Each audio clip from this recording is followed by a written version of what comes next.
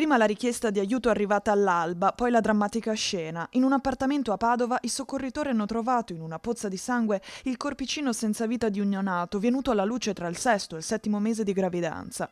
Quando i carabinieri del comando provinciale sono entrati in casa, hanno trovato accanto al piccolo i due giovani genitori, una coppia che vive in condizioni di difficoltà. Restano da chiarire le circostanze del parto, se si sia trattato di un evento prematuro, di un aborto spontaneo o se vi siano altri elementi da accertare.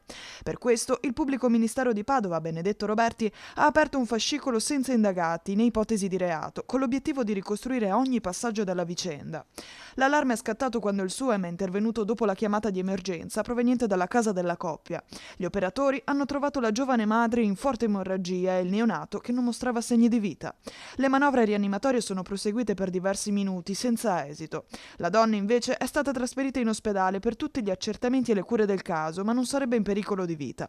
Le condizioni di degrado dell'abitazione hanno spinto i sanitari ad allertare le forze dell'ordine, che a loro volta hanno informato la procura. Restano aperti molti interrogativi: se la gravidanza fosse seguita da controlli medici, se la coppia fosse in contatto con i servizi sociali e quali fossero le reali condizioni di vita dei due giovani, che secondo le prime informazioni non avrebbero un lavoro stabile.